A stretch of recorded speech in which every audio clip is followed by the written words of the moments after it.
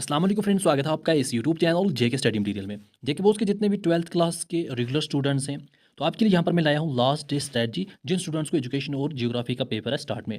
देखो, ये यहाँ पर मेरा सीरीज़ रहेगा लास्ट डे स्ट्रेटजी का। जैसे ही आपको पेपर को, आपके एग्जाम को 2 दिन रहा करेंगे या 3 दिन रहा करेंगे, तो मैं आपके लिए यहाँ पर लास्ट डे स्ट्रेटजी वीडियो लाया करूँगा, जिसमें मैं आपको यहाँ पर बताऊँगा अपने पेपर कैसे अटेम्प्ट करना है एंड आपको लास्ट डे में कैसे प्रिपेयर करना है। मेरे ये वाले जो स्ट्रेटजी वाले वीडियो हैं, उनका मेन मकसद ये होगा कि हमारे यहाँ सभी स्टूडेंट्स पास हों, कोई स्टूडेंट फेल नहीं होना चाहिए।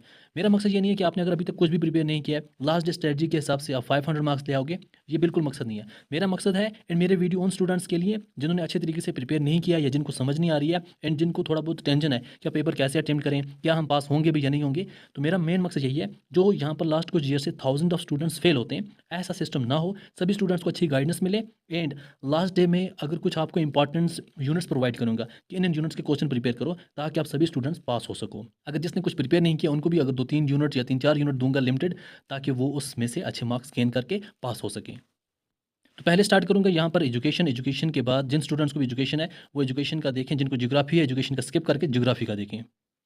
एजुकेशन की बात करें, आपको 100 मार्क्स का पेपर आएगा, 36 आपके पास मार्क्स रहने वाले हैं।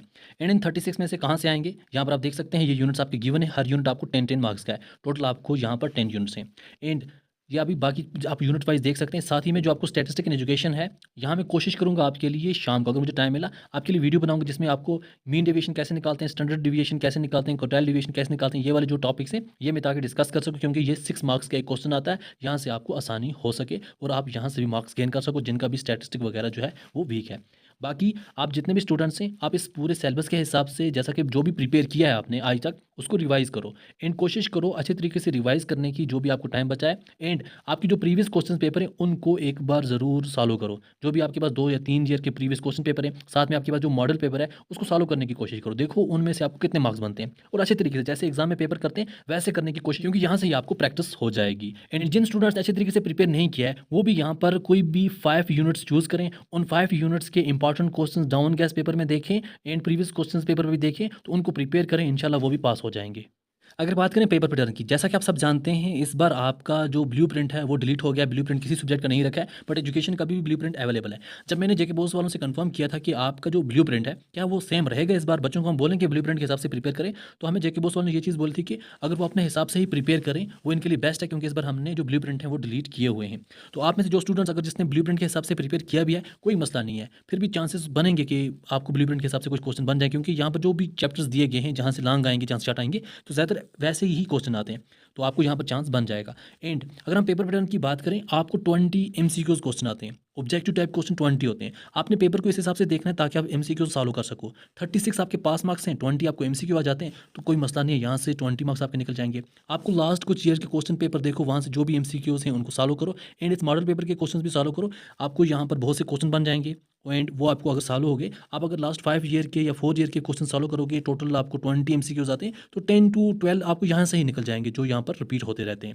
एंड बाकी भी आप सिलेबस के हिसाब से प्रिपेयर कर सकते हैं एंड एमसीक्यूज यहाँ से निकल जाएंगे। बाकी क्वेश्चन आप देख सकते हैं, जैसे कि आपने ऑलरेडी पेपर पैटर्न देखा होगा, कहाँ से कितने मार्क्स के क्वेश्चन आते हैं। ज़्यादा जो यहाँ पर फोकस रहता है वो शॉर्ट क्वेश्चन पे ही रहता है। आपको एक पैसेज आती है क्वेश्चन नंबर 2 में, दूसरी पैसेज आती है क्वेश्चन नंबर 3 में, 2 पैसेज होती हैं, यहाँ से आपको 10 मार्क्स बनते हैं। यहाँ पर आप देख सकते हैं पैसे से ही ऊपर आंसर करना है, तो आपके लिए कितना इजी है। 20 एमसीक्यूज आगे, अगर किसी स्टूडेंट के 20 एमसीक्यूज में से 15 भी सही हो गए एंड 10 मार्क्स पैसेज के आगे, इसमें से अगर आपको 8 भी यहाँ पर करेक्ट हो गए एंड साथ में कुछ कहीं से कुछ और मार्क्स बन गए थोड़े बहुत, आप इजीली पास हो सकते हैं। एजुकेशन पास करना कोई बड़ी बात नहीं होती है। एंड साथ में अगर आप ये वाले क्वेश्चन सीख लोगे, स्टैंडर्ड डेविएशन कैसे करते हैं, मीन डेविएशन कैसे करते हैं, यहाँ से भी आपको 6 मार्क्स बन जाएंगे, तो बहुत आसानी हो जाएगी आपके पेपर को सॉल्व करने की। एंड जब आप पेपर अटेम्प्ट करते हैं, तो आपको यहाँ पर देखना है कि कौन सा सेक्शन मेरा यहाँ पर ईजी है, जो मैं ईजिली कर सकता हूँ, उनको पहले सॉल्व करने की कोशिश करो। जैसा कि आपको अगर लगा कि हाँ जो हमारा सेक्शन ए है, यहाँ मुझे क्वेश्चन ईजी लगते हैं, तो टाइम वेस्ट नहीं करना है। आपने पहले से ही कॉन्सेप्ट बनाना, मुझे सेक्शन ए में टोटल इतने एमसीक्यूज हैं, तो आपने यहाँ पर देखना, हाँ मैं पहले से ही, मुझे अगर टाइम है मैं बना के रखूँ। आपने लिखा section A question number 1 answer, फिर अभी आंसर नहीं लिखा, बाद में लिखा क्वेश्चन नंबर 2 आंसर, बाद में लिखा क्वेश्चन 3, फिर यहीं पे आंसर लिखे। कोई क्वेश्चन साथ में लिखने की जरूरत नहीं है, आपको टाइम बचाना है ताकि बाकी टाइम जो है वो आगे आने वाले जो क्वेश्चन हैं उनमें यूज़ कर सको। एंड अब बात करेंगे जियोग्राफी की। जिन स्टूडेंट्स को भी जियोग्राफी है तो आप यहाँ से देख सकते हैं वीडियो को। देखो, आप में से किसी स्टूडेंट ने अगर कुछ भी प्रिपेयर नहीं किया, जैसा कि आप जानते हैं सिर्फ एक दिन है, कल का दिन है आप सबके लिए। आप अगर सिर्फ और सिर्फ 3 यूनिट प्रिपेयर करोगे, ईजिली पास हो जाओगे। क्यों? क्योंकि आपका 70 मार्क्स का पेपर होगा, 25 पास मार्क्स रहने वाले हैं। अब 25 पास मार्क्स आपके लिए हैं। अब इसके लिए आपने क्या करना है, जैसा कि आपका पहला यूनिट ये वाला अगर हम देखें, ह्यूमन एक्टिविटीज़ 12 मार्क्स का है। एंड ऐसे ही आपने देखा transport communication and trade 12 marks का है। यहाँ से आपके कितने हो गए, 24 मार्क्स। 24 मार्क्स प्लस आपके 10 मार्क्स आ गए यहाँ से रिसोर्सेज एंड डेवलपमेंट, तो यहाँ तक कितने हो गए आपको, 34। आपने 3 यूनिट के डाउन गैस पेपर से इन्हीं यहाँ पर यूनिट्स के क्वेश्चन ढूंढे। आपने प्रीवियस क्वेश्चन पेपर से इन्हीं यूनिट्स के क्वेश्चन ढूंढे जो आपके 3 यूनिट हैं। यहाँ से आपको 34 मार्क्स बनेंगे। प्लस आपने अगर जो आपको ये चैप्टर गिवन है, इनके अगर आपने देखे कि मैप के क्वेश्चन कौन कौन से होते हैं, 3 मार्क्स इनसे और 2 मार्क्स आपको ऊपर वाले दिए गए क्वेश्चन में से आपको मैप बेस्ड क्वेश्चन पूछे जाएंगे। तो यहाँ से आपको 5 मार्क्स यहाँ तक हो जाएंगे। 25 आपको ऑलरेडी 34 मार्क्स बने थे प्लस 5, टोटल आपको 39 मार्क्स बन जाएंगे। 39 मार्क्स और 25 टोटल पास मार्क्स हैं। अगर आप 39 भी करके आओगे अच्छे तरीके से, 25 आपको ईजिली बनेंगे, इससे ज़्यादा बनेंगे और आप पास हो जाओगे। एंड जो स्टूडेंट्स पूरे मार्क्स गेन करना चाहते हैं, आपने जो भी यूनिट्स गिवन है उनको रिवाइज करो अच्छे तरीके से। प्लस आप ये वाले जो यूनिट्स हैं बड़े बड़े मार्क्स की, ह्यूमन एक्टिविटीज़ हो गया, ट्रांसपोर्ट कम्युनिकेशन एंड ट्रेड हो गया, एंड आपका रिसोर्सेज एंड डेवलपमेंट हो गया, साथ में transport communication and international trade हो गया, ये वाले यूनिट्स इनको अच्छे तरीके से बार बार कोशिश करो रिवाइज करने की। साथ ही में जो ऊपर गिवन जो भी यहाँ पर यूनिट्स हैं, इनके यहाँ पर मैप बेस्ड क्वेश्चन भी ढूंढना, कौन कौन सा map based question previous last 3 या 4 ईयर में आए हैं, उनको भी सॉल्व करने की कोशिश करना। ईजिली आप अच्छे मार्क्स भी गेन कर पाओगे और आराम से पास भी हो जाओगे। ज्योग्राफी में आपने ज़्यादातर कोशिश करनी है शॉर्ट शॉर्ट क्वेश्चंस की, क्योंकि आपको 10 एमसीक्यूज आएंगे, 1 मार्क्स वाले क्वेश्चन आएंगे। इसके लिए कौन सा लॉन्ग पढ़ने की जरूरत है, बिल्कुल नहीं, शॉर्ट शॉर्ट पढ़ना है। 10 यहाँ से। सेक्शन बी आपको 9 क्वेश्चन 2 मार्क्स वाले होंगे। 2 मार्क्स वाले के लिए आपने क्या लिखना है, ज़्यादा से ज़्यादा 20 वर्ड, कम से कम एक वर्ड में भी आंसर करोगे आपके लिए इनफ है। तो यहाँ भी आपके कंप्लीट हो गए। सेक्शन सी आपको 9 क्वेश्चन होंगे 3 मार्क्स वाले, यहाँ भी आप मैक्सिमम यहाँ पर 50 वर्ड्स तक लिख सकते हो, यहाँ भी आपका कंप्लीट हो गया। सेक्शन डी आपको यहाँ से एक तो आपको आ जाता है मैप बेस्ड क्वेश्चन, बाकी आपको बचे 2 क्वेश्चन जो आपको लॉन्ग में लिखने हैं, बाकी कोई लॉन्ग में लिखना ही नहीं है। तो यहाँ से आपको बिल्कुल ईजी है। अब मैप बेस्ड यहाँ पर देखें, ये भी मैप बेस्ड है, यहाँ मैप बेस्ड है। अगर और लॉन्ग में देखें वो सिर्फ और सिर्फ एक क्वेश्चन बनता है, ओवरऑल एक क्वेश्चन बनता है। यहाँ भी आपने देखा outline map of the world show the following, and यहाँ से आपने मैप में देखा ये वाली चीज़ें।